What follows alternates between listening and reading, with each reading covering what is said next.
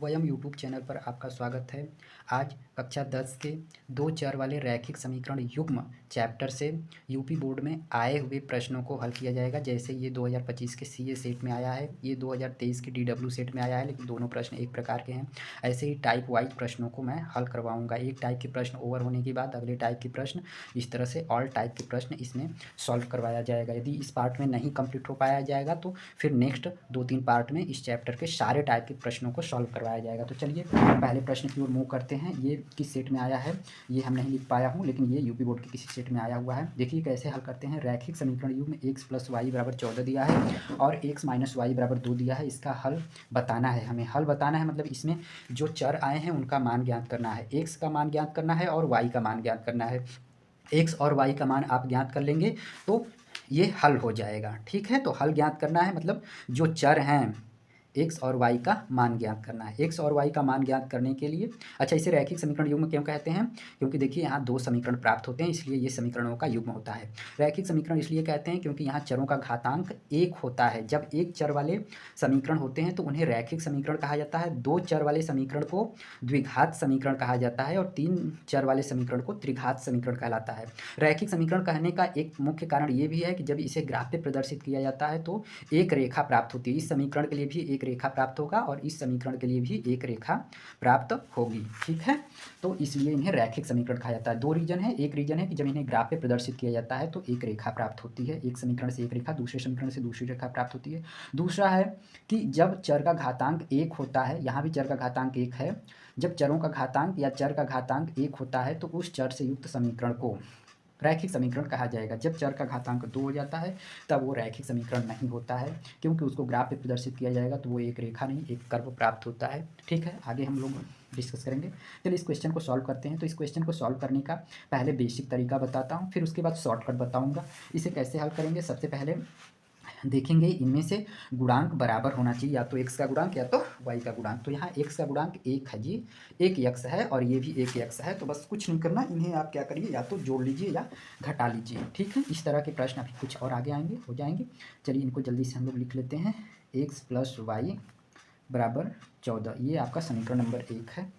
ठीक है जी, और x - y = 2, ये समीकरण नंबर 2 है। मैं इसे शॉर्टकट से भी बताऊंगा, अभी के लिए मैं इसको हल करके बता रहा हूँ। दोनों समीकरणों को जोड़ना है आपको। ठीक है, जोड़ना है तो इसके नीचे लाइन की थी। अभी देखिए ये भी प्लस है, ये भी प्लस है, तो एक एक्स में एक एक्स जोड़ेंगे, नीचे जोड़ते जाते हैं ना, कॉलम वाइज जोड़ते हैं। एक एक्स में एक एक्स जोड़ देंगे तो ये 2x हो जाएगा। ये प्लस एक वाई है, ये माइनस एक वाई है। तो ये देखिए आप ऐड कर रहे हैं और ये सब्ट्रैक्ट कर रहे हैं, जितना दे रहे हैं उतना ही ले रहे हैं। मतलब किसी को प्लस वाई रुपये दे दिए, फिर माइनस वाई रुपये, मतलब उससे फिर वाई रुपये ले लिए, तो उसके पास कुछ नहीं बचा, जीरो ही रह जाएगा ना, कोई फ़र्क नहीं आएगा, प्लस वाई माइनस वाई। तो ये जीरो हो जाता है, ये कट जाता है। ठीक है, लेकिन ये दोनों प्लस प्लस वाले तो जुड़ गए, एक एक्स में एक एक्स जुड़ा, 2x हो गया, और यहाँ एक वाई जोड़ा जा रहा है, फिर एक वाई घटा लिया गया, तो ये जीरो हो गया जी। हाँ, यहाँ +14 है, यहाँ +2 है, तो 14 में 2 जोड़ करके कितना हो गया जी, 16 रुपये। ठीक है, पहले आपको 14 रुपये दिया गया, फिर 2 रुपये दे दिया गया, तो आपके पास कितना हो गया, 16 रुपये हो गया। और यहाँ पे प्लस वाई है, एक बार आपको वाई दिया गया और ये माइनस मतलब फिर वाई ले लिया गया, तो आपको कुछ मिला ही नहीं। ठीक है, इसीलिए इसका वैल्यू जीरो है, जीरो लिखने की नीड नहीं है। तो 2x = कितना हो गया, 16 हो गया। अब ये दो को पक्षांतरण करिए, या फिर ऐसे समझिए कि दो एक्स मिल के 16 बन रहे, तो एक एक्स मिल के कितना हो जाएगा जी, 8 हो जाएगा। ठीक है, अच्छा, दूसरा तरीका ऐसे समझने का है कि दो गुणे के रूप में है, इधर आएगा तो भाग होगा, 16/2 जाएगा, 16 को 2 से भाग देंगे तो 8 आएगा, तो यहाँ x का मान 8 हो गया। अभी x का मान है, y का मान भी चाहिए, तो वो कैसे आएगा। अभी x का मान 8 जो आया है वो समीकरण 1 में रख लीजिए या तो समीकरण 2 में रख लीजिए। चलिए समीकरण 2 में रख लेते हैं हम लोग x का मान। यहाँ डायरेक्ट भी आप समझ सकते हैं कि यहाँ 8 रखेंगे, नहीं, यहाँ से देख लीजिए, यहाँ 8 रखेंगे, 8 उधर जाएगा तो 6, 8 है, 8 में क्या जोड़ेंगे, 14 आए, तो 8 में 6 जोड़ेंगे तो 14 आएगा। ठीक है ना, कई अप्रोच होते हैं सॉल्व करने के। चलिए हम रख के दिखाता हूँ x का मान समीकरण 1 में रखने पर। हमारे पास बहुत शॉर्टकट ट्रिक है, बताऊँगा नेक्स्ट में एक्सप्लेन करूँगा, लेकिन मैं यहाँ पे बता दूँ। x का मान 8 आया, अब 8 को आप समीकरण 1 में रख लीजिए या तो समीकरण 2 में, किसी एक में रख लीजिए। तो मैं समीकरण 1 में रख लेता हूँ, पुट कर लेता हूँ। तो लिखेंगे समीकरण 1 में x = 8 रखने पर, ठीक है, समीकरण 1 को पहले नीचे लिखिए, x + y = 14। x = 8 रखने पर मतलब x के जगह पर 8 लिखना है, y के जगह पर y लिखना है, क्योंकि y का मान नहीं पता है। और यहाँ 14 है। आपको y का मान ज्ञात करना है तो 14 को वहीं रहने दीजिए, लेकिन 8 को पक्षांतरण करिए, या y के अलावा जो भी पद रहता है उन सब को पक्षांतरण करते हैं, क्योंकि आपको y का मान ज्ञात करना है। ठीक है, तो +8 इधर आया, क्या हो गया जी, -8 हो गया। अब y बराबर कितना हो गया, 6 हो गया। ठीक है, तो अब x का मान 8 आ गया, y का मान 6 आ गया, तो यही आपका उत्तर हो गया। ठीक है, मैंने कहा था कि जो चर होता है उनका मान ज्ञात करना ही समीकरण का हल करना कहलाता है। तो ये आपका आंसर हो गया। ठीक है, तो इसका हल क्या है, 8,6 लिखा जाएगा, पहले x का मान फिर y का मान। ठीक है, इसे दूसरे तरीके से कैसे हल करते हैं, दूसरा तरीका ये है कि जब दो संख्याएं जोड़ के लिखी गई हों, फिर वही दोनों घटा के लिखी गई हों, तो जो ये संख्या है ना, इन दोनों को एक बार जोड़ के आधा कर लीजिए तो x का मान आएगा, और घटा के आधा करेंगे तो y का मान आएगा। यहाँ मैं समझा रहा हूँ, x + y = 14, x - y = 2। तो आप क्या करिए, आप 14 में 2 को जोड़ दीजिए, तो x का मान आ जाएगा 14 + 2/2, और y का मान आपको चाहिए तो 14 में से 2 को माइनस कर लीजिए और बटे में 2 ही कर लीजिए। यहाँ देखिए हल करने पर क्या आ रहा है, 14 2 16/2, 16/2, 16 को 2 लोग में बांटिए, कितना आया, 8 आया। 14 में से 2 घटाया 12, 12 में को 2 से भाग दीजिए, कितना आया, 6 आया। तो देखिए x का मान 8 आ गया और y का मान 6 आया। ये कैसे हल होता है, 14 + 2/2। ये कैसे हल होता है, 14 - 2/2। ठीक है, 2 से ही क्यों भाग दे रहे हैं, क्योंकि x y 2 हैं। ठीक है, तो ऐसे प्रश्नों को ऐसे शॉर्ट में हल करके विकल्प का आंसर दे सकते हैं। चलिए इस रूल को यहाँ अप्लाई करते हैं, x - y = 2 है, x + y = 2 है। ठीक है जी, इसे लिख लीजिए, या फिर लिखेंगे भी नहीं, डायरेक्ट सॉल्व करेंगे। यहाँ दोनों को घटा के 2 है, यहाँ दोनों को जोड़ करके 2 है, तो पहले योग वाला लेते हैं फिर माइनस वाला लेते हैं। तो इस 2 में इस 2 को जोड़ करके आधा कर दीजिए, मतलब x का मान कैसे आएगा, 2 + 2, 2 + 2 बटे में 2, दोनों संख्या जोड़िए, 2 से भाग दीजिए। y का मान कैसे आएगा, दोनों संख्याओं को घटाइए, 2 में से 2 घटाइए और बटे में 2 से भाग दीजिए। यहाँ 2 2 4 हो गया, बटे 2 कितना आ गया जी, 2।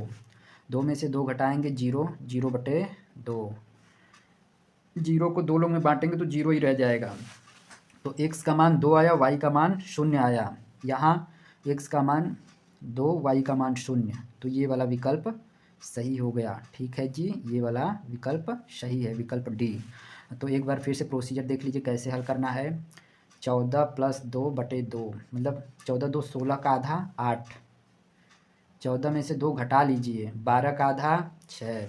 यहाँ कैसे हल हुआ है, 2 2 4 का आधा 2, x का मान, इसका मान कैसे आएगा, 2 में से 2 घटा के तब आधा करेंगे, 2 में से 2 घटाया 0, 0 का आधा 0। ठीक है, यहाँ हल करना है तो ऐसे भी हल कर सकते हैं, चेक भी कर सकते हैं कि भाई दोनों को जोड़ने पर 2 आना चाहिए, तो इन दोनों को जोड़ने पर तो 6 आ रहा है, तो ये तो पहले ही गलत हो गया। इन दोनों को जोड़ने पर 0 आ रहा है, ये भी गलत हो गया। इन दोनों को जोड़ने पर -2 आ रहा है, ये भी गलत हो गया। इन दोनों को जोड़ने पर 0 और 2 को जोड़ने पर 2 आ रहा है, इसलिए ये सही है। तो विकल्प देख के भी आप सही कर सकते हैं। कैसे करेंगे, ये देखेंगे कि x + y को जोड़ने पर 2 आना चाहिए, तो चलिए देखिए x का मान 4 है, y का मान 2 है, 4 में 2 जोड़ा 6 आना चाहिए, या तो 2 दिया है, ये गलत है।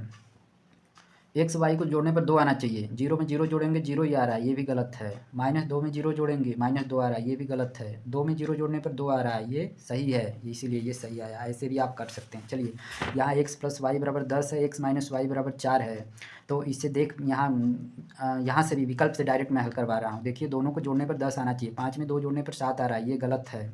7 में से 3 घट जाएगा तो ये 4 आएगा, ये भी गलत है, 10 आना चाहिए। 7 में 3 जोड़ने पर 10 आ रहा है, ये सही है, हो सकता है, लेकिन और देख लें कोई और तो 10 नहीं आ रहा है। -7 -3 -10 आ रहा है, ये गलत है। मतलब बी ऑप्शन सही है कि दोनों को जोड़ने पर 10 आना चाहिए, बी ऑप्शन सही है। एक तरीके से, दूसरे तरीके से कैसे हल करेंगे, दूसरा तरीका कहता है कि दोनों मानों को जोड़ के आधा कर दो, x का मान आएगा। ठीक है जी, दोनों मानों को जोड़ के, हम डायरेक्ट करूँ, 10 4 14, 14 का आधा 7, x का मान। फिर दोनों को घटा के आधा करिए, एक बार जोड़ के आधा करेंगे तो x का मान आएगा, एक बार घटा के आधा करेंगे तो y का मान आएगा। 10 में 4 जोड़ दिया 14, 14 का आधा 7, अब घटा के करिए, 10 में से 4 घटा दिया 6, 6 का आधा 3, तो ये वाला विकल्प इस तरीके से भी सही है। ऐसे किया हूँ, 10 में 4 जोड़ करके आधा कर दिया। y का मान कैसे आया, 10 में से 4 घटा करके, 10 में से 4 घटा के आधा कर दिया। ठीक है जी, तो ये 14/2 बराबर 7।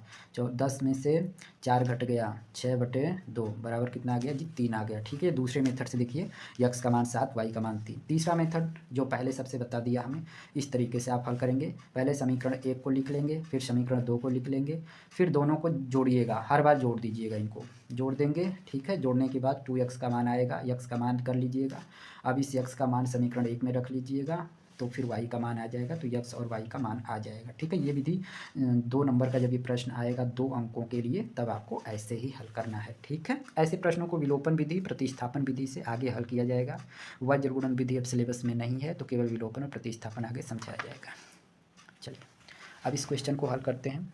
देखिए है 3x + 5y बटे 3x - 5y बराबर 7/3 हो, तो x अनुपाते y का मान ज्ञात करना है। x अनुपाते y का मान मतलब x/y का मान ज्ञात करना है। तो ये कई तरीके हैं इसको हल करने के लिए। चलिए एक तरीका पहले जो आपके आपके सिलेबस के अनुसार या फिर 2 अंक में आपको वर्णनात्मक प्रश्न में करना है, वैसे तरीके से कर रहा हूँ। तो इसके लिए पहले सबसे पहले आप प्रश्न को लिख लीजिए, 3x + 5y बटे 3x - 5y बराबर 7/3। अब जब इधर एक भिन्न है और दाएं पक्ष में भी एक भिन्न है, तब आपको तिर्यक गुणा करना चाहिए। ठीक है, ये हमेशा के लिए रूल याद रखिए कि बाएं पक्ष में एक ही भिन्न हो, दाएं पक्ष में एक ही भिन्न हो, तो तिर्यक गुणा किया जाता है। मतलब इसके हर का इसके अंश में और इसके अंश का इसके हर में गुणा किया जाता है। ठीक है, कैसे पता चलेगा कि एक ही भिन्न है? जब एक ही बटा है तो एक ही भिन्न है, और यहाँ भी एक ही बटा है तो एक ही भिन्न है। एक भिन्न इधर, एक भिन्न इधर, तो इसलिए तिर्यक गुणा कर लेंगे। 3 का गुणा पूरे अंश में करेंगे, 3 का गुणा 3x + 5y में करेंगे। ये माइनस चिन्ह नहीं है भाई, ठीक है, यहाँ देख लीजिए प्लस है, तो 3x माइनस, फिर ये 7 का गुणा इन दोनों में कर लेंगे, पूरे हर में 7 का गुणा किया गया 3x - 5y में। अब गुणा कर लेते हैं, 3 का गुणा 3x में हुआ तो कितना हो गया जी 9x हो गया। 3 का गुणा 5y में हुआ तो कितना हो गया 15y। 7 का गुणा 3x में हुआ तो कितना हो गया 21x। 7 का गुणा -5y में, तो 7 × 5 = 35y हो गया। अब क्या करेंगे, अब x वाले और एक तरफ y वाले एक तरफ कर लीजिए। यहाँ 9x है, लिख लीजिए, 21x को ले आइए, -21x हो गया। पक्षांतरण होने के बाद प्लस था, इधर दाएं पक्ष से बाएं पक्ष में आ रहा है। जब पक्ष ही बदल जाता है तो चिन्ह भी बदल जाता है। अब ये अपने पक्ष में है, -35y लिखा रहेगा। कोई भी पद का चिन्ह कहाँ होता है, उसके आगे रहता है, तो इसका चिन्ह माइनस है। ये इसका चिन्ह प्लस है, लेकिन ये दूसरे पक्ष में जाएगा। क्यों जाएगा? क्योंकि y वाला इधर ले जाना है। +15y इधर आया तो क्या हो गया जी -15y।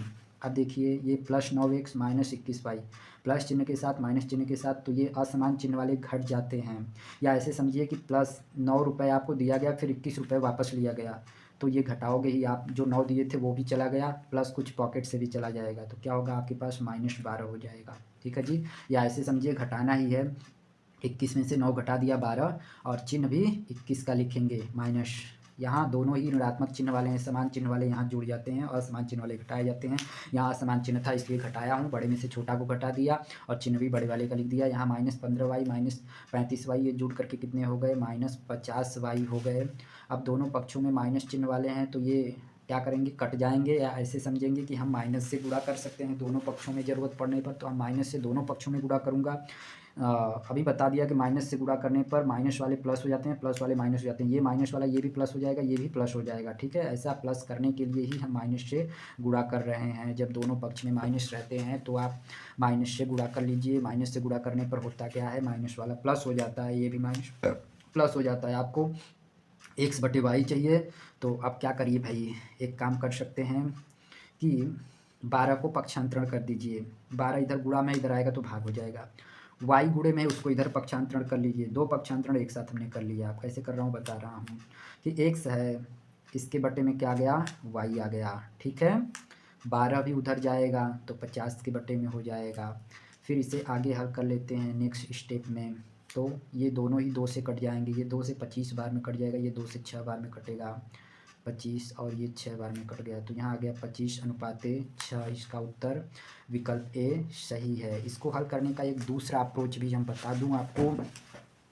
दूसरा अप्रोच देख लीजिए, ये बहुविकल्पी को केवल हल करने के लिए यूज किया जाएगा। दूसरा अप्रोच ये है, ये युगांतरानुपात नियम कहा जाता है। 3x + 5y बटे 3x - 5y बराबर 7/3 है। तो आप इसे ऐसे लिख सकते हैं 3x/5y, ठीक है। मतलब ये दोनों अलग अलग हैं तो 3x/5y इसके बटे में ये लिख सकते हैं। लेकिन इधर काम करना पड़ेगा, इधर वो काम करना पड़ेगा जो इधर है ना। इधर क्या है, इधर 3x में 5y जोड़ा गया और 3x में से 5y घटाया गया। तो अब इधर आपको 7 में 3 जोड़ना है और 7 में से 3 घटाना है। 7 + 3 और 7 - 3 कर देना है। अब ये देखिए 3x/5y इधर क्या हो गया जी, 7 में 3 जोड़ दिया तो 10 हो गया और बटे में कितना आ गया, बटे में 4 आ गया। अब इसके आगे क्या होगा, इसके आगे हमें x/y चाहिए तो 3/5 को पक्षांतरण कर लीजिए। चलिए देख लेते हैं भाई, x/y देखिए x/y बचा है, 3/5 उधर जाएगा तो उधर पहले से क्या है 10/4 है, 4 है। अब 3/5 उधर जाएगा तो क्या हो जाएगा 5/3 हो जाएगा, ठीक है। अब ये कट रहे हैं क्या कुछ, बस 2 से कट रहा है, 2 दूना 4 और 2 5 10। तो देखिए ऊपर कितना हो गया, 5 5 25 और नीचे 2 3 6। तो देखिए ऊपर 5 5 25, नीचे 2 3 6, तो 25/6 यहाँ से भी आ गया। ये शॉर्टकट है, ये कैसे करना होता है अभी, पहले के बटे में दूसरा कर लेते हैं और इधर पहले के बटे में दूसरा है तो पहला दूसरा जोड़ लेंगे और पहला दूसरा घटा लेंगे, ठीक है जी। तो ये होता है योगांतर अनुपात नियम। इसको आप लोग कमेंट करिएगा तो इस पर मैं बेस्ट कई क्वेश्चन लेके सॉल्व करवा दूंगा, ठीक है। अच्छा चलिए इस क्वेश्चन को हल करते हैं। दो संख्याओं का योगफल 24 है, उनमें से एक संख्या दूसरी संख्या से 2 गुनी है, संख्याएं क्रमशः होंगी, ठीक है। ये बहुविकल्पीय है, डायरेक्ट हम लोग विकल्प से भी हल कर सकते हैं। कह रहा है कि दो संख्या जोड़ के 24 आनी चाहिए। दूसरा शर्त है कि एक संख्या दूसरे की 2 गुनी होनी चाहिए। तो देखिए ये 16 है, ये 8 है, ये तो 2 गुना है ना इसका, हाँ ये शर्त पूरा कर रहा है। फिर दोनों को जोड़ के 24 आना चाहिए, 16 में 8 जोड़ेंगे 24 भी आ रहा है, ये दोनों शर्तों को पूरा कर रहा है, यही सही है। ये देखिए कह रहा है कि एक संख्या दूसरी की दोगुनी है, दो ही संख्या हैं और पहली वाली क्या है दूसरे की दोगुनी है। तो देखिए 12 है, इसका दोगुना है, शर्त पूरा कर रहा है। लेकिन ये भी है कि दोनों का योगफल 24 आना चाहिए, 12 में 6 जोड़ेंगे 18 आएगा, लेकिन यहाँ 24 दिया हुआ है तो इसलिए ये गलत है। पहली संख्या दूसरी की दोगुनी है 18 है, ये 9 है, दोगुनी तो है, लेकिन दोनों को जोड़ने पर 24 आना चाहिए। दोनों संख्याओं का योगफल 24 है, लेकिन यहाँ दोनों का योगफल 27 है, इसलिए ये गलत है। एक संख्या दूसरी की दोगुनी है, 14 7 का दोगुना तो है, लेकिन 14 7 जोड़ने पर 21 आता है, 24 आना चाहिए। दोनों का योगफल 24 होना चाहिए, दोनों का योगफल 24 नहीं है, इसलिए ये गलत है। देखिए साइड में मैं लिखा रहता हूँ, ये 2023 के ईए सेट में आया है, ये 2025 के बीडब्ल्यू सेट में आया हुआ है, ठीक है जी। अच्छा तो इसमें ये सही हो गया। मौखिक रूप से देखिए इसको हल किया हूँ हम, अब इसको हम लोग लिखित रूप से हल कर लेते हैं। लिखित रूप से कैसे हल किया जाएगा, दो संख्याएं हैं, दोनों को ज्ञात करनी है तो मान लेंगे, माना पहली संख्या x है तथा दूसरी संख्या 2x है, ऐसे ही करेंगे आप, क्योंकि कह दिया गया है कि एक संख्या दूसरे की दोगुनी है। तो मान लेते हैं, माना ऐसे करेंगे तो अच्छा रहेगा, माना पहली संख्या बराबर 2x, क्योंकि पहली दोगुनी है, दूसरी की दोगुनी है, दूसरी संख्या बराबर x, ठीक है जी। देखिए कह रहा है ना एक संख्या दूसरे से दोगुनी है, ये संख्या दूसरी संख्या की दोगुनी है, ये x रहेगा तो ये 2x रहेगा, ये y रहेगा तो ये 2y रहेगा, ये 5 रहेगा तो ये 10 रहेगा, ये 7 रहेगा तो ये 14 रहेगा, ठीक है जी। चलिए अब क्या करते हैं, इसका दोगुना तो हमने कर लिया, दोनों का योगफल 24 करना है। अब ये और ये जोड़ के 24 आना चाहिए, मतलब कि 2x और x जोड़ के कितना आना चाहिए भैया, 24 आना चाहिए, इसलिए 24 के बराबर कर दिया। ये दोनों जोड़ सकते हैं क्योंकि सजातीय पद हैं, 2x में एक x जोड़ेंगे तो कितना हो जाएगा 3x हो जाएगा, और ये 24 है। आपको x का मान निकालना है तो 3 को पक्षांतरण करिए, x रहेगा 3 गुणा के रूप में, इधर आएगा तो भाग हो जाएगा, तो 24/3 हो गया। फिर x बराबर 24 को 3 से भाग देंगे तो 8 आ गया, ठीक है। तो x का मान 8 गया, यानी कि दूसरी संख्या 8 है, पहली संख्या कितनी है 8 दूना 16 है, ठीक है जी। अब अतः करके लिख देंगे, अतः पहली संख्या बराबर 2x है, मतलब कि 8 का दोगुना है, एक x 8 है तो 2x कितना हो जाएगा जी 16 हो जाएगा। दूसरी संख्या तो x है और एक x तो 8 है, तो इसीलिए पहली दूसरी संख्या ये हो गई जी, ठीक है। अब चलिए नेक्स्ट क्वेश्चन हम लोग सॉल्व करते हैं। ये रहा नेक्स्ट क्वेश्चन, ये 2023 के जेड सेट में आया हुआ है। देखिए यहाँ का मैं लिखना भूल गया हूँ, लेकिन प्रत्येक क्वेश्चन किसी न किसी साल में आए हुए हैं और आपके करंट सिलेबस के अनुसार हैं, मतलब लेटेस्ट सिलेबस के अनुसार है। मैंने 2026 का सिलेबस डाउनलोड करके रखा हुआ है, मैं उससे चेक करके ही तो मैं यहाँ क्वेश्चन राइट करता हूँ, ठीक है। चलिए इसको हल करते हैं। ये समीकरण है, ये क्या है, रैखिक समीकरण है। और ये भी रैखिक समीकरण है क्योंकि यहाँ चर का घातांक जी 1 है और यहाँ भी चर का घातांक 1 है। तो जब तक चर का घातांक 1 रहता है तो वह रैखिक समीकरण कहलाता है। यह रैखिक समीकरण, यह रैखिक समीकरण, दो रैखिक समीकरण है तो इसे कहा जाता है रैखिक समीकरणों का युग्म दिया हुआ है। इसे हल करना है। हल करने का मतलब एक्स का मान चाहिए, वाई का मान चाहिए। वाई का मान पहले ही दे दिया गया है जी, बस केवल एक्स का मान ज्ञात करना है। ठीक है, वाई का मान 0 दे दिया है तो इसका मतलब है कि विकल्प में y का मान 0 होना चाहिए। अच्छा, विकल्प में y का मान कहाँ है ये कैसे पता चलेगा? हमेशा आप जानते हैं कि x के बाद ही y आता है। अल्फ़ाबेटिकल सीक्वेंस में आपको पता है ABCD जब लिखते जाएंगे तो x के बाद y आएगा। तो इसीलिए यहाँ जब कामा के रूप में लिखा जाए तो पहला मान x का है, दूसरा मान y का है। पहला मान x का है, दूसरा मान y का है। पहला मान x का है, दूसरा मान y का है। तो देखिए y का मान 0 होना चाहिए। y का मान यहाँ 0 है, यहाँ 0 है, लेकिन यहाँ नहीं है। तो ये तो विकल्प पहले से ही गलत हो गया। ये विकल्प भी पहले से गलत हो गया क्योंकि y का जगह पे 0 होना चाहिए, y की जगह पर 0 होना चाहिए। ठीक है जी, पहला मान x का होता है, दूसरा मान y का होता है। अब चलिए आगे इन दोनों में से कौन सही होता है, कैसे हल करेंगे वो यहाँ मान रख के देखेंगे। y की जगह पर 0 रखना है, यहाँ 0 लिखेंगे तो 0 का 2 में गुणा करेंगे, ये पूरा 0 हो गया। 0 हो गया तो अब इसे छोड़ दीजिए। 3x बराबर 6 है, 3x 6 है तो 1x 2 हो जाएगा। ठीक है जी, 3x मतलब कि 3 लोग को मिला के 6 मिल रहा है तो एक लोग को कितना मिलेगा जी, 2 रुपये मिलेगा। 3 लोग को 6 रुपये मिल रहा है तो एक को 2 रुपये मिलेगा, यानी यक्स का मान 2 आ गया। यक्स का मान 2, वाई का मान 0, तो 2,0 ये वाला सही होगा। ये मौखिक तरीके से हल कर सकते हैं क्योंकि बहुविकल्पी में हल करना नहीं चाहिए आपको, या थोड़ा बहुत रफ वर्क कर सकते हैं, लेकिन आप समय बचाना चाहें तो ऐसे तरीकों का उपयोग कर सकते हैं। चलिए हम आगे अब डिस्कस करते हैं कि ये वर्णनात्मक प्रश्न में आएगा तो कैसे हल होगा। तो इसके लिए आपको लिखना है 3x + 2y = 6। अब इसमें आपको y का मान दे दिया है तो वही रख देना है। तो लिख देंगे उपरोक्त समीकरण में, या समीकरण 1 नाम ले लीजिए। समीकरण 1 में समीकरण 1 में y = 0 रखने पर, अब इसमें y = 0 रखना है तो x को मत हस्तक्षेप करिए, केवल y की जगह पर 0 रखिए, बाकी 6 को भी मत हस्तक्षेप करिए। मतलब y के सिवाय किसी और पद को जैसे का वैसे ही लिखना है। 3x लिखना है, यहाँ 2 लिखना है, लेकिन y की जगह पर 0 लिखना है। बीच में गुणे का चिन्ह छिपा रहता है, वो लिख देना है। फिर 6 लिख देना है। ये 3x हो गया, और शून्य में जब गुणा होता है या भाग होता है तो ये 0 ही हो जाता है। ये 6 हो गया। 3x में 0 जोड़ेंगे तो 3x हो गया बराबर 6 हो गया। तो फिर यक्स का मान कैसे निकलेगा? 3 को पक्षांतरण करेंगे जी, 3 को पक्षांतरण करेंगे। ठीक है, तो यक्स बचा, 3 को पक्षांतरण करेंगे, 3 यहाँ गुणे में इधर आएगा तो भाग में हो जाएगा। 6/3 तो x बराबर कितना हो गया? 2 हो गया। यक्स का मान 2 हो गया, y का मान 0 हो गया, तो 2,0 यानी विकल्प ए सही है। चलिए इस प्रश्न को हल कर लेते हैं। 5x - 3y = 1 है, x बराबर 2 है और इनका हल चाहिए। इनको हल का मतलब कि x और y का मान चाहिए। तो x का मान तो 2 हो गया, अब y का मान हम लोग ज्ञात कर लेंगे। कैसे ज्ञात करेंगे? x का मान 2 है तो इसमें मान रख देंगे तो y का आ जाएगा। और मौखिक रूप से देखें विकल्प में अब कौन सा सही होने की संभावना है, तो x का मान 2 है तो पहला x होता है, दूसरा y होता है, तो ये वाला 2 दिया है, मतलब ये सही हो सकता है। यहाँ भी 2 दिया है तो ये भी सही हो सकता है, लेकिन ये तो हो ही नहीं सकता क्योंकि x का मान -2 नहीं है, x का मान तो +2 है। यहाँ x का मान 2 दिया है तो ये भी सही हो सकता है। चलिए हल कर लेते हैं जल्दी से। मौखिक रूप से हल करना चाहेंगे तो यहाँ लिखेंगे x की जगह पर 2, यानी कि 2, 5 × 2, 5 × 2 मतलब 10, 10 इधर आएगा तो क्या होगा जी? -10, 1 में से 10 घटेगा -9, -3y = -9, तो 1y बराबर कितना हो जाएगा? 3 हो जाएगा। ठीक है, चलिए अब इसको हल कर लेते हैं हम लोग जल्दी से। तो मैं लिख दिया 5x - 3y = 1, ये रहेगा हमारे समीकरण नंबर 1। ठीक है, फिर x बराबर कितना दिया हुआ है जी? x बराबर 2 दिया हुआ है, x बराबर 2 दिया हुआ है तो वो मान लिख लेंगे। समीकरण 1 में x बराबर 2 रखने पर, समीकरण 1 में x बराबर 2 रखने पर, ठीक है, तो समीकरण 1 यही है। इसमें x की जगह पर 2 रखना है तो बस इस पद के अलावा बाकी पदों को हस्तक्षेप नहीं करना है, मतलब एज इट इज लिखना है, जैसे कि वैसे लिखना है। तो चलिए मैं इसकी जगह पे लिखता हूँ, 5 की जगह पर 5 लिख दिया, x की जगह पर क्या लिख दूंगा जी? 2 लिख दूंगा, -3 लिख दूंगा और फिर y लिख दूंगा, बराबर कितना हो जाएगा? 1 हो जाएगा। अब ये 5 दूना कितना हो गया? 10 हो गया, -3y हो गया बराबर 1। अब 10 को पक्षांतरण करेंगे, तब तक हम लिखा -3y, क्योंकि इसको तो पक्षांतरण नहीं कर रहा हूँ तो इसका चिन्ह भी रहेगा, इसका चिन्ह आगे ही है, रहता ही है, किसी भी पद का चिन्ह उसके आगे रहता है। +10 उधर जाएगा, -10 हो जाएगा, 1 -10।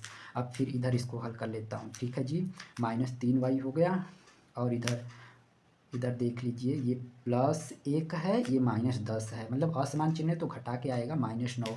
दोनों पक्षों में माइनस चिन्ह आ गया तो माइनस से गुणा कर लीजिए दोनों जगह, यहाँ भी प्लस हो जाएगा, यहाँ भी प्लस हो जाएगा। माइनस से गुणा दोनों पक्षों में आप कर सकते हैं जब जरूरत पड़े तो। 3y बराबर 9 है तो 1y बराबर कितना हो गया, 3 हो गया। ठीक है, मतलब 3 लोगों को 9 रुपये दिया गया तो 1 लोगों को कितना मिलेगा, 3 रुपये मिलेगा। तो y का मान 3 हो गया, x का मान 2 है, पहले x का मान फिर y का मान, तो 2,3 मतलब विकल्प बी सही है। इसे ऐसे लिखा जाएगा, अतः x बराबर 2 y बराबर 3। तो देखिए ये प्रश्न आ चुका है 2023 जेड में, अब 2025 में भी ये क्वेश्चन आ चुका है। ठीक है ना, चलिए अब आगे बढ़ लेते हैं। क्वेश्चन देख लीजिए, ये क्वेश्चन फिर से आ गया नहीं, मतलब ये नए टाइप का क्वेश्चन हो सकता है।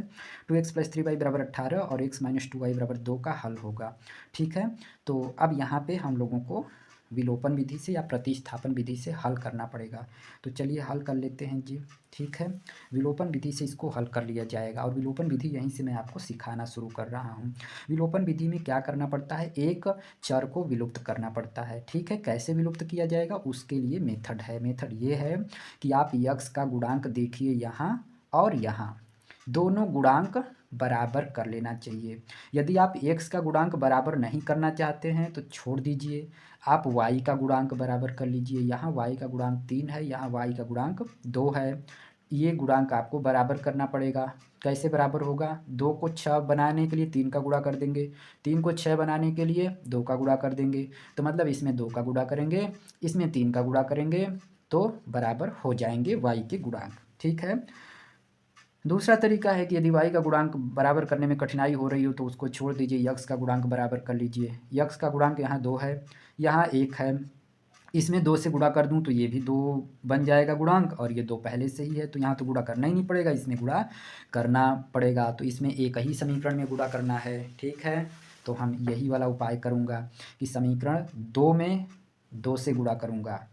क्यों करूँगा, क्योंकि यहाँ गुणांक 2 है और यहाँ गुणांक 2 आ जाएगा गुणा करने के बाद। एक x में 2 का गुणा करेंगे तो 2x हो जाएगा। ठीक है जी, तो चलिए कर लेते हैं। पहले लिखूंगा समीकरण 1, समीकरण 2, फिर समीकरण 2 में 2 से गुणा करूंगा। चलिए इसको जैसे का वैसे लिखेंगे। देखिए 4 अंक का भी क्वेश्चन आया हुआ है कई बार, 2 अंक में तो आएगा ही और 1 अंक में भी पूछ दे रहा है। ठीक है, तो चलिए हल कर लेते हैं। ठीक है जी, तो समीकरण 1 लिखा जाएगा 2x + 3y बराबर 18, ये रहेगा आपका समीकरण नंबर 1।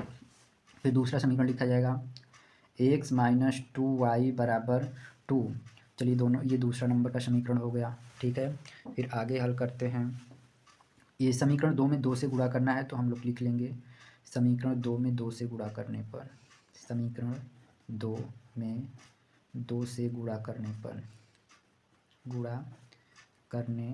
पर देखिए ये गुणा किया जाता है तो कैसे किया जाता है, समीकरण 2 में 2 से गुणा करने पर मतलब सभी पदों में, इसमें भी 2 से गुणा करेंगे। सभी पदों में क्यों करते हैं, क्योंकि सभी के साथ बराबर व्यवहार करेंगे तो फिर से वो संतुलित ही रहेंगे। ठीक है जी, इसमें भी 2 से गुणा, इसमें भी 2 से गुणा, इसमें भी 2 से गुणा, इसमें 2 से गुणा करेंगे तो ये 2x हो जाएगा, मतलब 2x हो जाएगा। इसमें भी 2 से गुणा करेंगे तो 2 दूना 4 हो जाएगा और ये y रहेगा।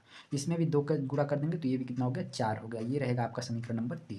अब देखिए समीकरण 3 जो हम बनाया हूँ ना, इसमें यक्स का गुणांक 2 है और समीकरण 1 जो दिया है ना उसमें भी यक्स का गुणांक क्या है, 2 है। तो अब दोनों का गुणांक क्या हो गया, बराबर हो गया। तो पहला काम हम लोगों ने कर लिया, पहला स्टेज पूरा हो गया जिसमें होता है इस गुणांक बराबर करना। किसी एक का ही गुणांक बराबर करना है, या तो x का गुणांक बराबर करना है या तो y का गुणांक बराबर करना है। x का गुणांक बराबर हो गया। ठीक है जी, y को अब हमें नहीं ध्यान देना है, x का गुणांक बराबर हो गया। तो y का गुणांक बराबर करते तो फिर x के गुणांक पर हम ध्यान नहीं देते। चलिए अब हम गुणांक बराबर कर चुके हैं तो फिर क्या किया जाएगा, अब इन दोनों समीकरणों को जिनका गुणांक बराबर है उनको या तो जोड़ेंगे या घटाएंगे, वो चिन्ह देख के करेंगे। देखिए यहाँ +2x है, यहाँ भी +2x है, यदि जोड़ोगे जी तो ये 2 2 4x हो जाएंगे, मतलब विलुप्त नहीं होंगे बल्कि बढ़ जाएंगे, और हमें इन सबको समाप्त करना है। इन्हें समाप्त करना है तो कैसे होगा, ये प्लस है ये माइनस हो जाए तो फिर ये 2x में से 2x घट जाएगा, 0 हो जाएगा, मतलब ये विलुप्त हो जाएगा। विलोपन विधि में विलुप्त करना पड़ता है।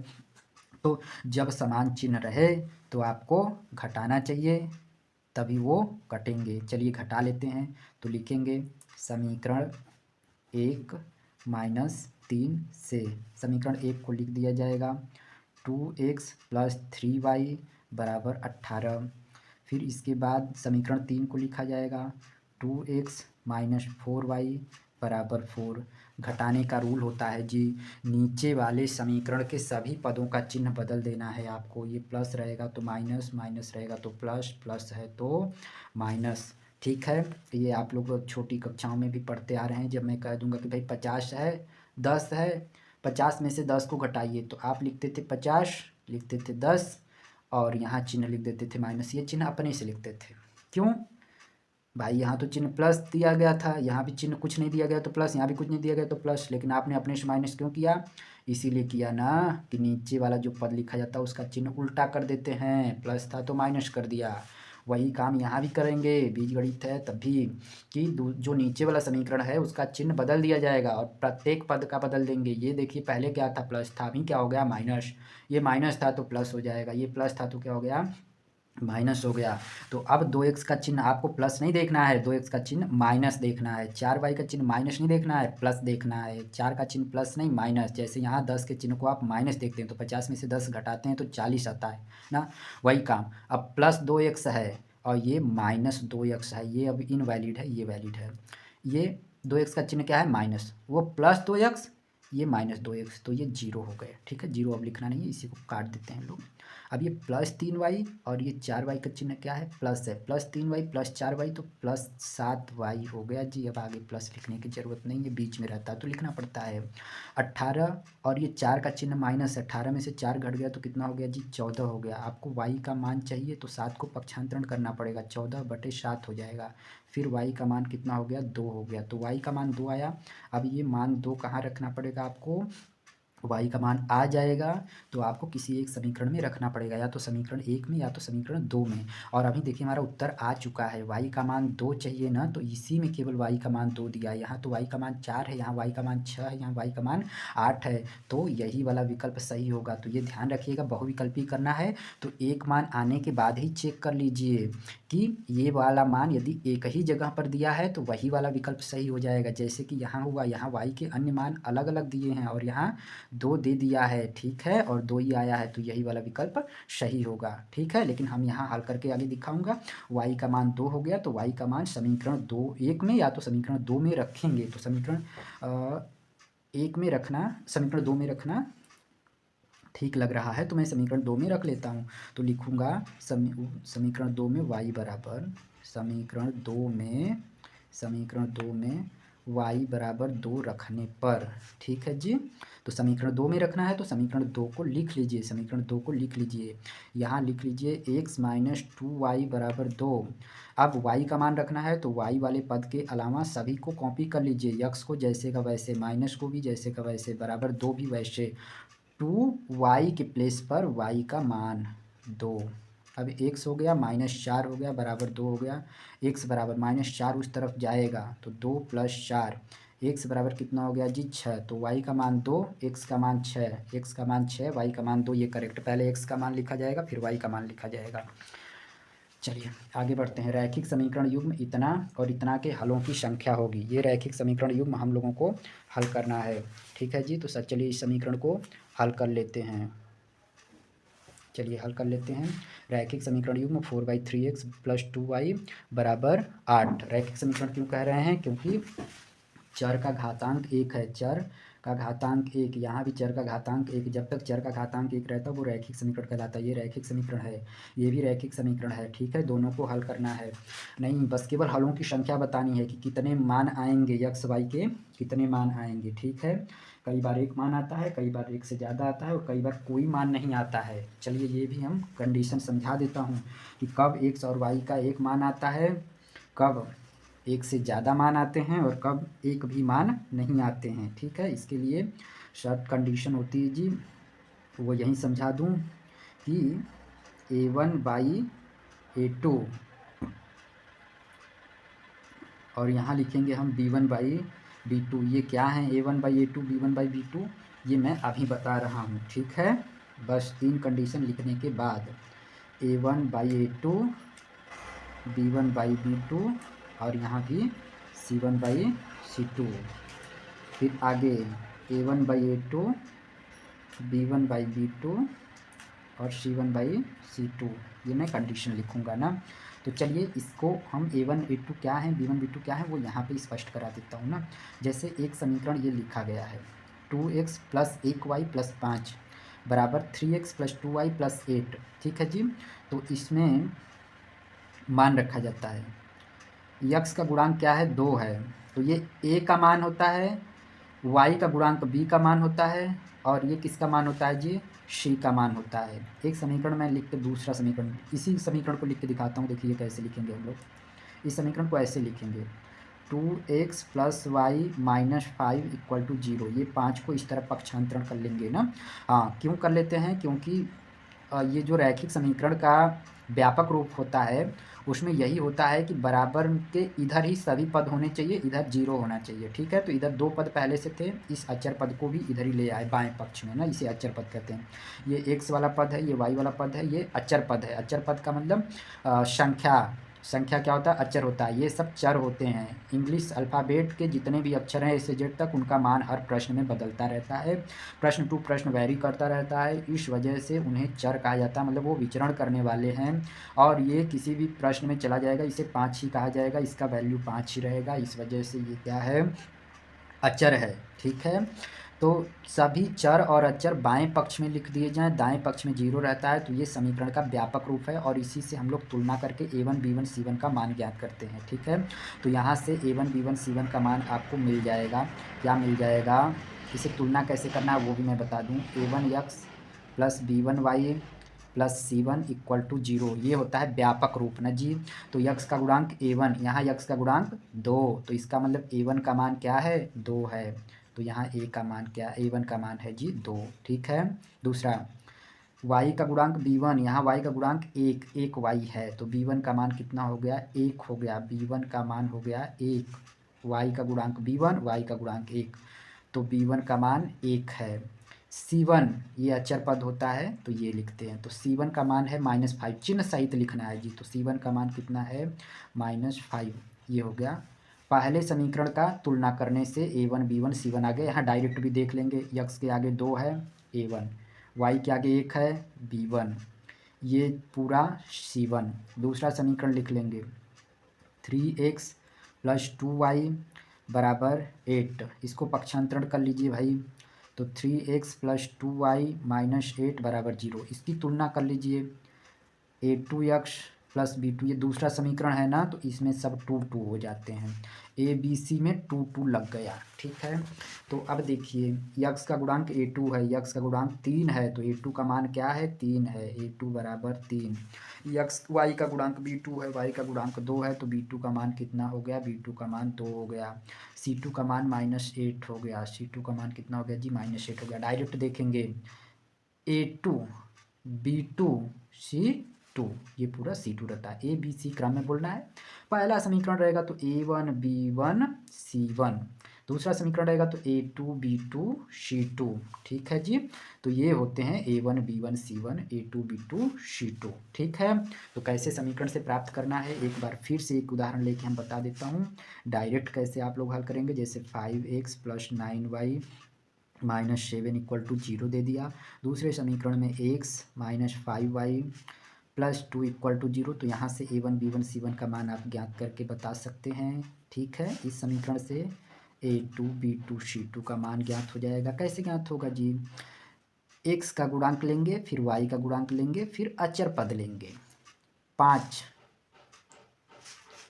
+ 9 यानी कि 9, -7, माइनस चिन्ह रहना तो लेके रखना है, प्लस रहेगा तो छोड़ देंगे। एक यक्स है तो 1 हो गया। -5 y में -5, तो यहाँ लेना है -5।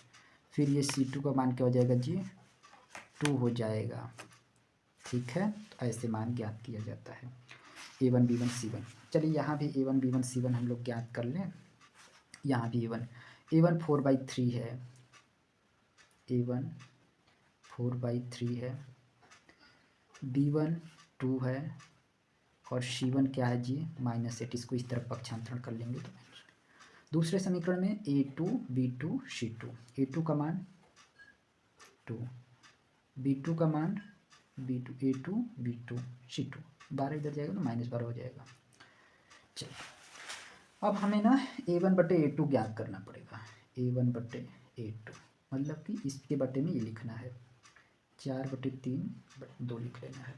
इसको हल कर लेंगे आप तो कितना आ गया जी 4/2 से काट लीजिए तो 2/3। देखिए 2 से ना 2 4 को काट के 2 बार में तो 2/3 हो गया। फिर आगे ये B1/B2 लिख लेंगे हम लोग। B1/B2 2/3 कॉमा लगा के लिख लेंगे। फिर C1/C2 लिख लेंगे। C1/C2 ये कितना हो गया जी -8/-12। अंश और हर दोनों में माइनस है तो वो कट गए, प्लस माइनस से माइनस कट गया और ये दोनों 4 से कट जाएंगे। ये 4 से 2 बार में और ये 4 से 3 बार में। 4 दूना 8 4 तियाँ 12 2/3 हो गया ना। तो यहाँ देख रहे हैं A1/A2 2/3, B1/B2 भी 2/3 और C1/C2 भी 2/3। ये तो सभी 2/3 है। मतलब क्या है, सब बराबर हैं। जब सभी बराबर रहेंगे तो इसके लिए शर्त होता है जब सब बराबर हैं तो ये रेखाएं कैसी हैं, समपाती रेखाएं हैं। कैसी रेखाएं जी, समपाती रेखाएं। अब समपाती रेखाएं ये नया शब्दावली आ गया तो इसके बारे में मैं अगले वाले पेज पे बता देता हूँ, जगह है ना। समपाती रेखाएं, और यहाँ शॉर्ट में बता दूं, समपाती रेखा मतलब एक रेखा के ऊपर दूसरी रेखा आ जाती है, वो सब रेखाएं समपाती रेखाएं कहलाती हैं। इंग्लिश में कोइंसिडेंट लाइन कहलाती हैं। ठीक है जी। अब चलिए यहाँ तीनों बराबर हैं, लेकिन यहाँ तीनों बराबर नहीं रहती हैं। यहाँ पहले ही कट लग जाता है। मतलब A1/A2 का मान और B1/B2 का मान अलग अलग रहेगा। यदि ये 2/3 हो गया तो हो सकता है ये 5/10 हो जाए, 3/9 हो जाए, -2 हो जाए। मतलब ये और ये बराबर बस नहीं रहेंगे। कुछ भी हो जाएंगे लेकिन बराबर नहीं होंगे। जब ये दोनों बराबर नहीं रहेंगे तब इसके लिए शर्त होता है कि दोनों रेखाएं कैसी हैं जी, प्रतिच्छेदी रेखाएं हैं। फिर जब यहीं पे बराबर नहीं होता है तो फिर आगे हम ध्यान ही नहीं देते हैं, क्योंकि जैसे कि हम इधर से इधर की तरफ जाते हैं तो पहले ही गेट क्लोज है तो उस गेट को हम देखने की ज़रूरत ही नहीं कि वो बराबर है नहीं है, इससे कोई मतलब नहीं रह जाता। आपको यहीं बस देखना है कि पहले ही कट लग गया तो ये प्रतिच्छेदी रेखा होती है। आगे मैं ग्राफ पे क्या अगले पेज पे ही मैं अच्छे से बता रहा हूँ इसको। ठीक है कि ये प्रतिच्छेदी रेखाएं क्या होती हैं, समांतर रेखाएं क्या होती हैं और समपाती रेखाएं क्या होती हैं। हाँ, ये समांतर रेखाओं के लिए शर्त होता है कि यहाँ तो बराबर रहते हैं लेकिन यहाँ पे क्या रहते हैं जी, बराबर नहीं रहेगा। तो ये रहेगा समपाती रेखाएं। ये किसके लिए रहेगा, समपाती रेखाएं तो हो गई, ये समांतर रेखाएं कहलाती हैं। ये समांतर रेखाएं कहलाती हैं।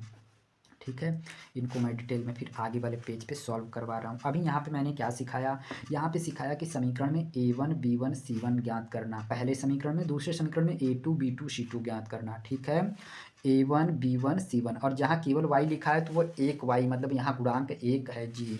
इस समीकरण में भी देखिए एक x है तो x का गुणांक 1 है, y का गुणांक -5 है और यहाँ 2 है। तो यहाँ मान मिलेगा 1 -5 और 2। देखिए 1 -5 और 2 दूसरे समीकरण में है तो ABC में 2 लगा देंगे, A2 B2 C2। पहला समीकरण है तो ABC में 1 1 लगा देंगे, A1 B1 C1। चलिए ठीक है, अब हम लोग नेक्स्ट क्वेश्चन सॉल्व करते हैं। ठीक है जी, अब नेक्स्ट क्वेश्चन सॉल्व कर लेते हैं। चलिए नेक्स्ट क्वेश्चन है, रैखिक समीकरण x + 2y + 3 = 0 तथा -3x - 6y + 1 = 0 के युग्म का हल होगा। अभी देखिए वो क्वेश्चन सॉल्व नहीं हुए हैं, उन्हें मैं दोबारा सॉल्व करूंगा। भाई थोड़ी और चीज़ें आपको बातें बता दूं उसके बाद। ठीक है, तो चलिए और बातें क्या बाकी रह गई हैं वो बता देता हूँ। पहले तो ये देख लीजिए कि ये रेखाएं प्रतिच्छेदी रेखाएं कहलाएंगी जब वो एक दूसरे को किसी बिंदु पर प्रतिच्छेद करती हैं, लेकिन एक बिंदु पर प्रतिच्छेद करती हैं। ठीक है जी। ये दो रेखाएं हम लोग क्यों बना रहे हैं, क्योंकि दो समीकरण को जब ग्राफ पे प्रदर्शित किया जाता है तो दो रेखाएं प्राप्त होंगी, और वो दो रेखाएं तीन प्रकार की हो सकती हैं। किस किस प्रकार से खींची जा सकती हैं, हो सकता है दोनों रेखाएं एक दूसरे को काटने वाली हों तो उन्हें प्रतिच्छेदी रेखाएं कहते हैं। ठीक है जी, एक रेखा इधर से जा रही है, एक रेखा इधर से जा रही है। ठीक है, तो ये अभी तो नहीं काटी लेकिन ये बता रही है कि दोनों तरफ जब बढ़ाएंगे और इसको भी दोनों तरफ बढ़ाएंगे तो ये आगे कहीं जाके काट देंगी। आप इसकी दिशा देख सकते हैं, ये इधर आ रही है, ये इधर जा रही है, तो दोनों एक जगह पे काटेंगी। तो ये भी प्रतिच्छेदी रेखाएं हैं, ये भी प्रतिच्छेदी रेखाएं हैं। ठीक है, और भी प्रतिच्छेदी रेखाएं बनाई जा सकती हैं, ऐसे बना लीजिए। ठीक है, और एक ऐसे बना लीजिए। ठीक है। अभी तो ये नहीं काटी हैं, लेकिन इनका नेचर देखिए आप समझ सकते हैं कि ये और आगे जब दोनों तरफ बढ़ाई जाती है, एरोहेड बताता है कि दोनों दिशा में ये असीमित रूप से प्रसारित की जाएंगी। जब ये इधर बढ़ाई जाएंगी और ये इधर बढ़ाई जाएंगी तो ये एक दूसरे को प्रतिच्छेदित करेंगी। तो ये तीनों ही रेखाएं प्रतिच्छेदी रेखाएं हैं, ठीक है, प्रतिच्छेदी रेखाएं, ठीक, प्रतिच्छेदी रेखाएं हो गई। अब आगे हम बता रहा हूँ आपको समांतर रेखाएं। समांतर रेखाओं का मतलब उनके बीच की दूरी हमेशा बराबर रहे, ठीक है। इनकी लंबाई बराबर होना जरूरी नहीं है, लेकिन इनके बीच की दूरी बराबर होना अति आवश्यक है। इनके बीच की दूरी देखिए बराबर है, ठीक है। इनकी लंबाई बराबर नहीं है, लेकिन इनके बीच की दूरी बराबर है, इसलिए ये दोनों रेखाएं समांतर हैं। ये दोनों रेखाएं भी समांतर हैं। और फिर देखिए ये दोनों रेखाएं भी समांतर होंगी यदि इनके बीच की दूरी बराबर होगी। तो अब आपने देखा कि समांतर होने के लिए दोनों के बीच की दूरी जहाँ तक हैं वो दोनों, उनके बीच की दूरी बराबर होनी चाहिए। दोनों रेखाएं यहाँ तक तो एक साथ हैं, तो इसलिए यहीं पर दूरी चेक करेंगे तो यहाँ तक दूरी बराबर मिलेगी। ये दोनों रेखाएं समांतर होंगी। ये दोनों रेखाओं के बीच की दूरी भी बराबर है, तो ये दोनों रेखाएं भी समांतर हैं। दोनों रेखाओं की लंबाई बराबर है, नहीं है। ये दोनों रेखाओं की लंबाई बराबर है, नहीं है। ये दोनों रेखाओं की लंबाई बराबर दिख रही है, ठीक है, रेखाखंड की लंबाई बराबर होगी। अच्छा, तो ये समांतर रेखाएं आप समझ लीजिए। ये प्रतिच्छेदी रेखाएं हो गई। प्रतिच्छेदी रेखा एक बिंदु पर ही काटेगी, देखिए ये अब आगे निकलेगी, ये आएगी तो एक ही बिंदु पर काटेगी, फिर ये इधर कहीं मिलेंगे नहीं, ये फैलती हुई दूर चली जाएंगी, ये इधर भाग जाएगी, वो उधर जाएगी, तो ऐसे में फिर दोबारा ये कभी नहीं मिलेंगी, एक बिंदु पर केवल मिलती हैं। ये भी अब कभी नहीं मिलेंगी, ये उधर जा रही है, इधर जा रही है, कभी मिलेंगी नहीं, इस बिंदु पर बस मिली है। इसलिए यहाँ एक हल मिलता है। एक बिंदु ऐसा है जो दोनों रेखाओं पर है, ये बिंदु इस रेखा पर भी है, ये बिंदु इस रेखा पर भी है, इसलिए ऐसी जब ग्राफ बनेगा तो वहाँ पे एक उत्तर आता है, एक हल आता है। एक हल का मतलब कि x का एक मान, y का एक मान। एक मान का मतलब जैसे कि x का मान 2 हो गया, y का मान 3 हो गया, तो बस यही आएगा। कोई भी हल करेगा यही उत्तर आएगा, ठीक है। x का मान -3 आ गया, y का मान 7 आ गया, तो अब बस केवल एक एक मान ही आए हैं ना, एक एक मान आए हैं, तो इन्हें क्या कहा जाएगा, एक हल है। मैंने कहा ना शुरू में कि आपको ये दोनों समीकरण हल करना मतलब यक्स और वाई का मान निकालना है। तो यक्स और वाई के यदि एक एक ठो मान आएंगे तो एक हल कहलाएगा। और जो चीज़ें केवल एक ही होती हैं पूरी दुनिया में उनको तो अद्वितीय कहा जाता है, मतलब उनके जैसा कोई दूसरा नहीं है। अद्वितीय का मतलब उनके दूसरा कोई नहीं है, दूसरा कोई नहीं मतलब उसके जैसा दूसरा नहीं है। जैसे ताजमहल एक ही है तो उसे क्या कहा जाएगा, अद्वितीय स्मारक है, ठीक है। तो यहाँ पे एक ही हल आ रहा है, मतलब दूसरा कोई हल नहीं है, दूसरा कोई हल नहीं है, एक ही हल है, तो इसे क्या कहा जाएगा, अद्वितीय हल। तो जब रेखाएं प्रतिच्छेदी होती हैं तो अद्वितीय हल आता है, एक ही हल आता है। क्यों एक ही हल आता है, क्योंकि एक ही बिंदु दोनों रेखाओं पर स्थित होती है। बाकी के बिंदु ये सब बिंदु ही हैं, लेकिन इस रेखा पर है, इस रेखा पर नहीं है। और वही बिंदु, एक बिंदु से एक हल आता है, यानी एक्स और वाई के एक एक मान आते हैं, ठीक है। हाँ, तो यहाँ भी एक बिंदु पर प्रतिच्छेदित करेगा, इसलिए यहाँ भी एक हल आएगा, एक्स का एक मान, वाई का भी एक ही मान आएगा। यहाँ भी एक्स और वाई के एक एक मान आएंगे, इसलिए एक हल होगा। यहाँ देखिए ऐसा कोई बिंदु नहीं मिलेगा जो दोनों रेखाओं पर स्थित हो। देखिए इस रेखा पर है बिंदु, इस रेखा पर है, लेकिन अब देखिए ये बिंदु इस पर है तो उस पर नहीं है, उस पर है तो इस पर नहीं है। लेकिन यहाँ कंडीशन क्या थी, ये बिंदु ऐसा था इस रेखा पर है, ये बिंदु ऐसा है इस रेखा पर भी है, इसलिए ये दोनों पर है, दोनों पर बिंदु है, इसलिए यहाँ पे एक हल आता है। एक्स का एक ठो मान, वाई का भी एक ठो मान आता है। यहाँ ऐसा कोई बिंदु नहीं है जो दोनों पर हो, इस पर रहेगा तो इस पर नहीं रहेगा, इस पर रहेगा तो उस पर नहीं रहेगा।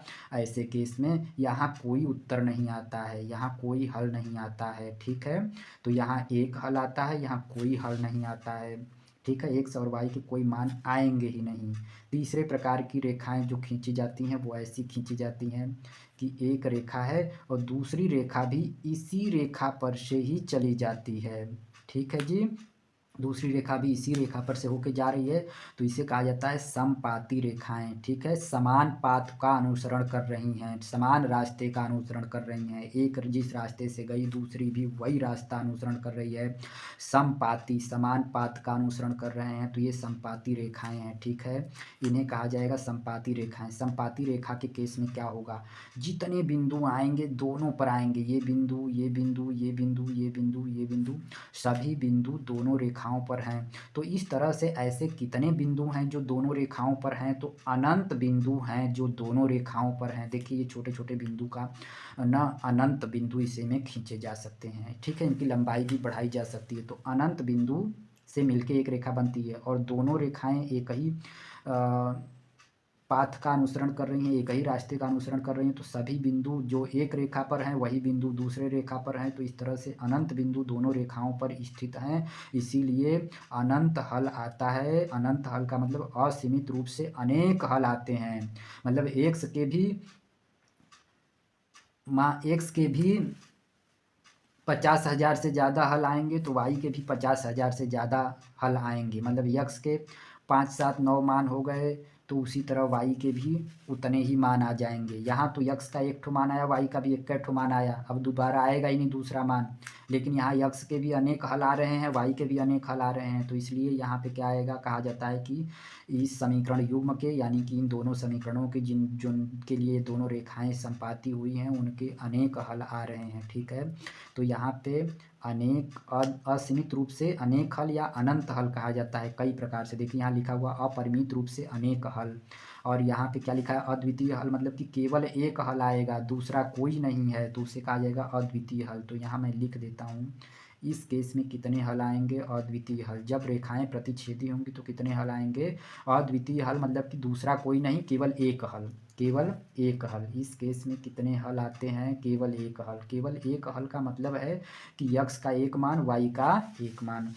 समांतर रेखाएं हैं, देखिए इसमें कोई हल नहीं आता है जी, इसमें कोई उत्तर आता ही नहीं। यक्स का ना तो कोई मान आएगा ना तो कोई वाई का मान आएगा, तो इसमें लिखा जाता है कोई हल नहीं।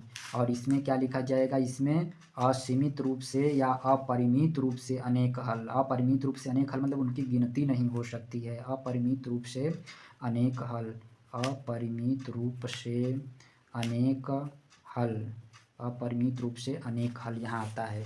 ठीक है जी, अब चलिए इस क्वेश्चन को हल कर लेते हैं। पहले हम लोग इनका गुणांक का तुलना करके लिख लेंगे ना, तो एक तो हम सारणी छोटा सा बना देता हूँ। ये इनको देखिए प्रतिच्छेदी रेखा कहा जाएगा, इनको क्या कहा जाएगा, प्रतिच्छेदी रेखा। प्रतिच्छेदी रेखा, प्रतिच्छेदी रेखाएं हैं, दो ठो हैं तो रेखाएं हो गई।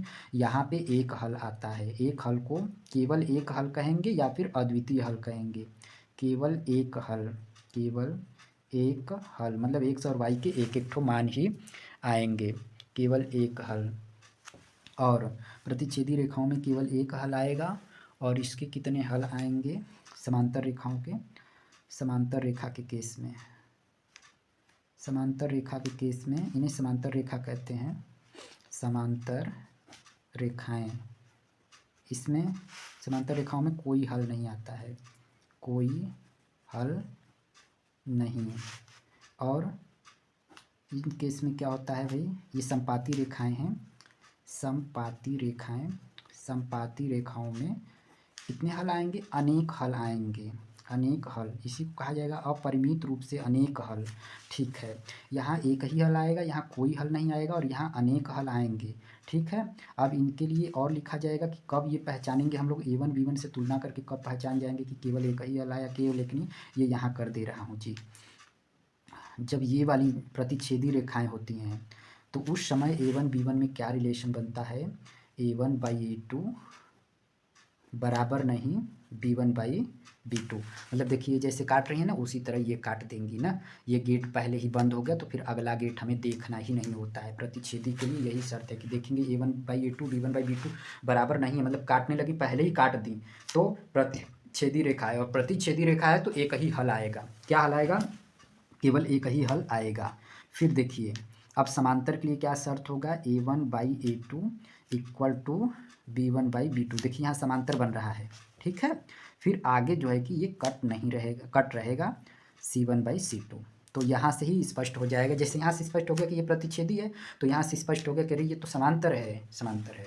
अच्छा, फिर तीसरी कंडीशन होती है A1/A2 equal to B1/B2 equal to C1/C2। इस केस में ना तीनों ही जगह बराबर हो गया, मतलब हर दृष्टि से बराबर हो गया, इसीलिए तो समपाती कह रहे हैं, समान रास्ते का अनुसरण कर रही है, हर जगह पे समान हो जाएगा तो आप समझ जाइएगा कि समपाती है। पहले ही कट लग गया, प्रतिच्छेदी है। ये समांतर रेखा है, यहीं दोनों से पहले स्पष्ट हो जाएगा। यहाँ देखिए कट लग गया, प्रतिच्छेदी है, यहाँ समांतर दिख रहा है तो क्या होगा, ये दोनों समांतर होगी, लेकिन आगे आपको चेक करना पड़ेगा। समांतर में केवल यहाँ समांतर रहेगा, आगे नहीं रहेगा। और फिर संपाती में क्या रहेगा, संपाती में दोनों रेखाएं हर जगह पे बराबर दिखाई देंगी, तो ये संपाती का हो गया। ठीक है, तो ये हो गया। अब चलिए जल्दी जल्दी हल कर लेते हैं भाई। इसको ही देख करके हम लोग पहचान जाएंगे। तो अभी पिछले वाले क्वेश्चन में आप लोगों ने देखा कि A1/A2 B1/B2 C1/C2 तीनों का ही मान बराबर हो गया, तो वो कैसी रेखाएं हैं, संपाती रेखाएं हैं। संपाती रेखाएं तो कितने हल आएंगे, अनेक हल आएंगे। इस क्वेश्चन को देख लीजिए। देखिए यहाँ पे A1/A2 का मान 2/3, B1/B2 का मान 2/3, C1/C2 का मान भी 2/3, मतलब A1/A2 B1/B2 C1/C2 सब बराबर हैं, सब बराबर हैं। तो फिर क्या होगा जी, संपाती रेखा होगा। संपाती रेखा होगा तो कितने हल आएंगे, अनेक हल आएंगे, अपरिमित रूप से अनेक हल आएंगे। तो ये अनंत ऑप्शन दिया है, तो यही वाला विकल्प इसमें सही होगा। विकल्प बी क्या सही है, इसको कलर कर देना है। ठीक है, चलिए इसका देख लेते हैं। इसका A1/A2 हम लोग निकाल चुके हैं। कहाँ पे निकाले हैं, हाँ, A1/A2 2 1 -5, और C1/C2 हम लोगों ने इसका नहीं ज्ञात किया हुआ है। आप लोग इसको हल कर लीजिएगा, मैं इसका देख के बता दे रहा हूँ। 2/3 आएगा A1/A2, B1/B2 1/2, मतलब 2/3 और वो 1/2, तो पहले ही बराबर नहीं हुआ, पहले ही कट लग जाएगा। A1/A2 2/3 है, B1/B2 1/2 है, 2/3 1/2, 2/3 1/2 तो बराबर ही नहीं है, बराबर नहीं है। तो क्या हो गई, प्रतिच्छेदी रेखाएं हो गई, प्रतिच्छेदी रेखाएं हो गई, तो केवल एक हल होगा। एक हल को ही अद्वितीय हल कहा जाता है। एक हल मतलब दूसरा कोई नहीं, तो अद्वितीय हल। एक हल का मतलब हुआ कि दोनों के एक एक ही मान आएंगे। ठीक है, तो इस वजह से ये सही हो गया। ठीक है, तो अब ये क्लास ओवर करते हैं। इससे आपको स्पीड कम लगेगा तो 1.5 की स्पीड पे देखना चाहिए। आगे के वीडियो भी अपलोड होंगे जल्दी जल्दी। ठीक है, प्रतिदिन 2 वीडियो आपको मिलेंगे, और मैं जनवरी के एंड तक पूरे मैथमेटिक्स के ऑल चैप्टर्स को कंप्लीट करवाने का टारगेट रखा हुआ हूँ। इसलिए इस चैनल से लगातार जुड़े रहिए और प्रतिदिन प्राप्त होने वाले वीडियो को देखिए। इसे सब्सक्राइब कर लीजिए ताकि नोटिफिकेशन आपको मिलता रहे। और पूरा वीडियो देखने के लिए धन्यवाद। जो कुछ भी प्रॉब्लम होगी या फिर डाउट होगा तो उसको कमेंट बॉक्स में कमेंट कर लीजिएगा, ताकि आपका फीडबैक हमें मिलता रहे, उस पर हम सुधार करता रहूँ। थैंक्स, जय हिंद।